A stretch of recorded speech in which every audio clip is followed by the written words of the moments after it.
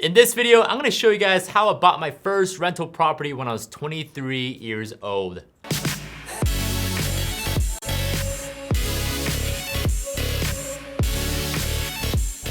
Hey, what's going on everyone? This is Sam Kwak, one of the Kwak brothers, real estate investor and entrepreneur.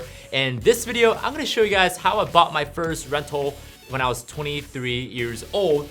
And I'm gonna go and start from the finish, like how I found it, how we negotiated it, how long it took to close, what we're doing now with it, and give you guys a rundown. So I got my whiteboard here so that you guys can come and see my beautiful, wonderful drawing, okay, worthy of Nobel Peace Prize.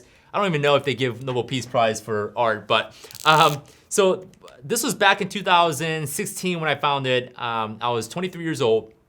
And the way that I found it is I had a mentor that told me, Sam, I want you to go and start creating your team. And what he meant by a team is putting a team together of contractors, putting a team together of lawyer.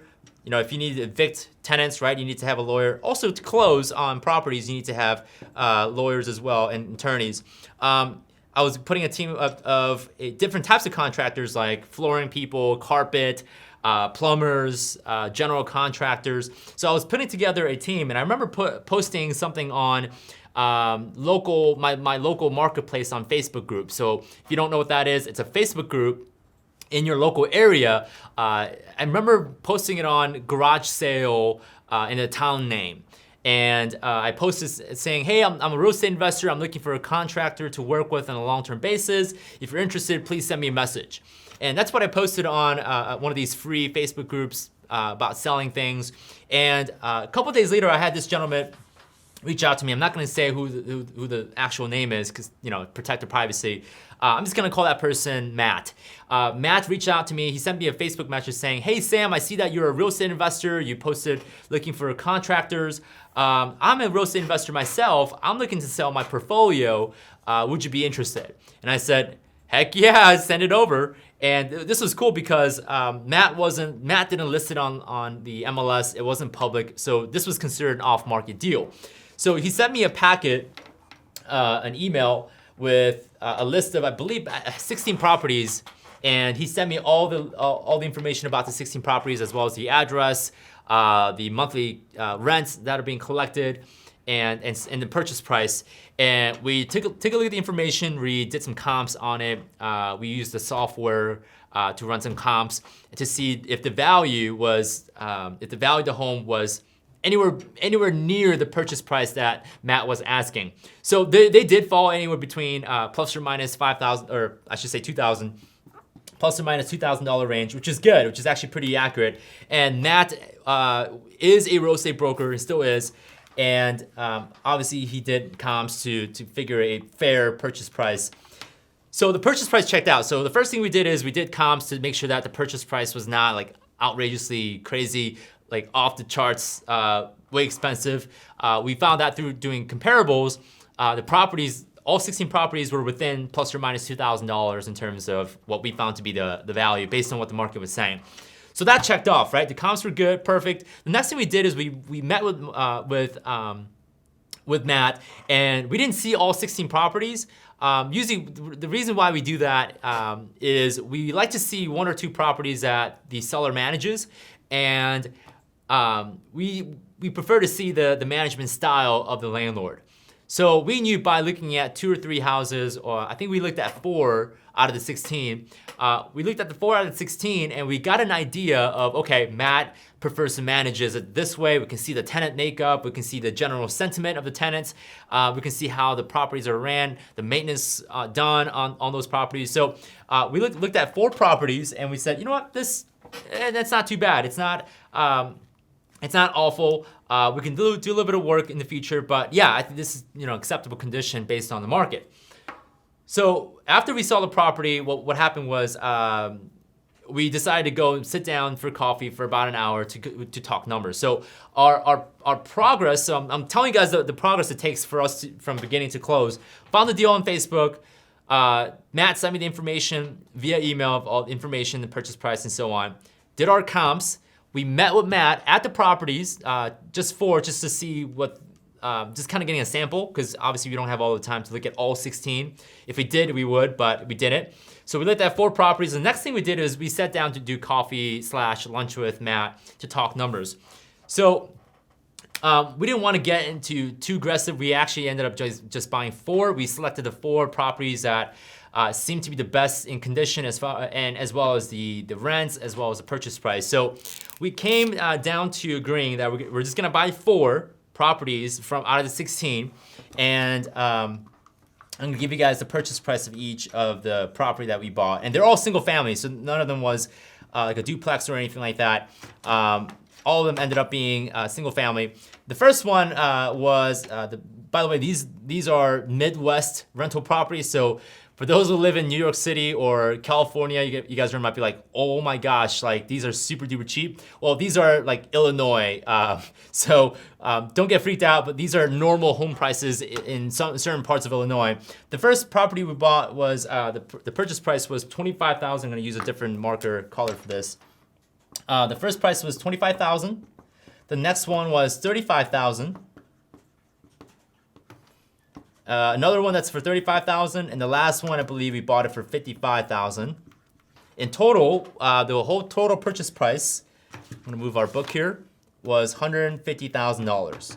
So that's what we came out to be for the purchase price. Okay. Given that the rent on each of these, I'm gonna write the rents on it, because if I put the rent, it will make more sense, and then you guys will think this is amazing. The rent on the first property was $800. Okay. Second property was $750. It was a little bit of an unfavorable neighborhood, so the rents are a little lower. The third property was $800. I'm sorry, this one was $900. Now that I think about it. This one was $900, and the third one was $800. The fourth one was $950. So pretty darn good in terms of rent to purchase price ratio. So in total, we have, I'm gonna pull out my calculator. Okay, our gross purchase price is $150,000. Gross rent, okay, is at, I'm gonna throw this number in here. I'm gonna open up my phone. Okay, I'm gonna do some additions here. So clear the calculator. 900 plus 750 plus 800 plus 950 gives us a gross rent of $3,400 a month. Okay. So what we do from here is that we need to do the cash flow analysis on the gross rent, and then from there we'll start working on the financing terms. But let's go and first work on the gross rent, and that's part of the analysis process. We actually have a whole separate video dedicated to how to analyze your cash flow on a rental property. So what we do is we usually take, this is more of a general rule of thumb. There may be specific situations where we may use different numbers, but we're gonna use more of a rule of thumb here. We do 10% for maintenance. Okay, maintenance. 10% for management cost. Okay, 8% for vacancy. And I don't have the exact insurance and the tax numbers off the top of my head. I'm gonna be very close to what we're paying every month. I'm gonna get as accurate as possible, so bear with me here, guys. So 10% of $3,400 is $340 every month that we are setting aside for maintenance. Even if we don't have an actual repair that needs to be done, we still set that money aside for any future repairs or improvements that we need to make. 10% for management, also another $340 a month. 8% vacancy, I'm gonna do a quick math on that. Contrary to belief, I don't like math. So we're gonna go on times 8%, which gives us $272 a month.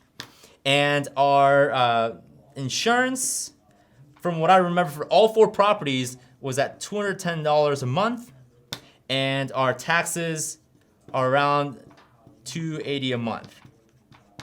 Okay, so our bottom line that you guys are seeing here, I'm gonna do the math. We're gonna take $3,400 and start subtracting these numbers out. Again, these are rule of thumb. Different situations may call for different types of numbers and subtractions and additions. So 3,400 minus 340, another 340, 272, and 210, and another one of 280. So our net operating income, this is what we like to call net operating income. This is our bottom line before our financing. We have an NOI, net operating income of 1958. Okay, I'm gonna divide that to make sure that we're within the 50% expense to income ratio. So what we have is 57%, okay, income to expense ratio. So approximately 57% of our gross rent is going towards our expenses, which is pretty good. And by the way, the general rule of thumb is 50% of your gross rent is gonna be considered expenses, such as maintenance, management, vacancy insurance, and taxes. Now, this is not what's going into our pocket, right? We certainly have more going into our pocket. So what we've done is we got to do our financing here. I'm just making sure to double check our numbers here. Okay, so our financing here is we have $150,000 purchase price. Now we were able to negotiate this to be owner financing, which meant Matt was going to play our bank.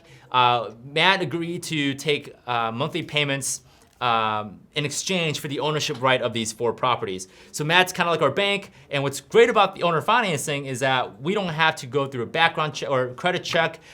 We don't have to go through underwriting, just like a bank financing would ask us to do. So this is very convenient. We don't have to use our own credit to be able to finance the purchase.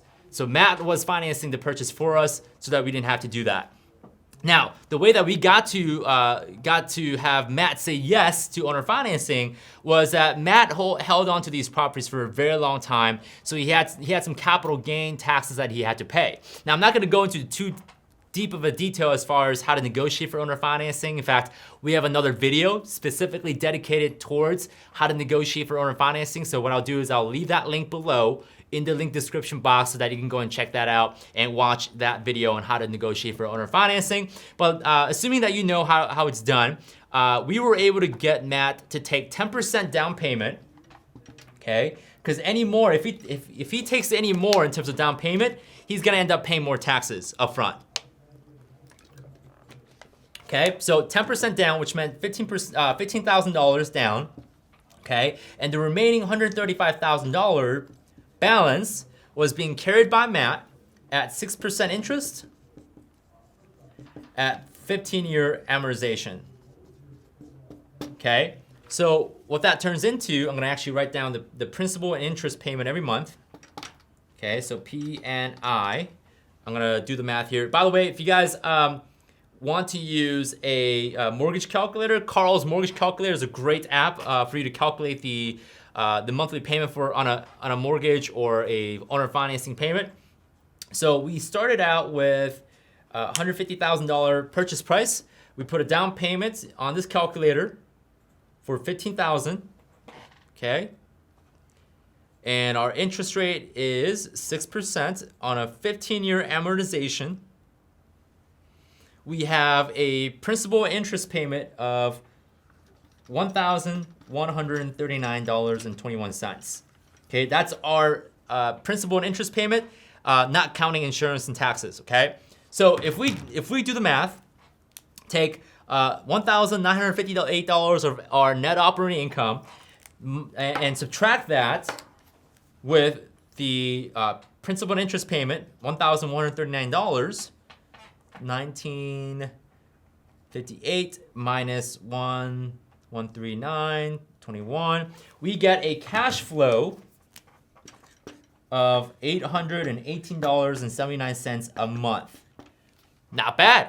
Plus, this is on a 15-year amortization, which means, guys, is we're gonna be able to pay off all these 4 properties within 15 years. Okay, building more equity, and we have massive amount of cash flow that we get to generate. So this is actually the first 4 rental properties that we bought starting out in 2016, late 2016, and we were able to buy these on owner financing. So from beginning to end, sort of doing a recap, we found these properties on Facebook, and they're out there, guys. You just gotta be doing the right marketing. We found the properties through Facebook group. Okay, Matt reached out to us. We asked for more information, which Matt sent us information. We booked a meeting with him in one of those properties. So we went and saw and met Matt, as well as seeing some of these properties that we're looking to purchase. We obviously did a walkthrough to see if there's any problems or issues. And after we saw the property, we took Matt out to lunch and coffee, talked about the numbers, negotiated for owner financing, which again, we have a separate video for that. Came with the purchase price of $150,000, and then we ultimately negotiated for these terms.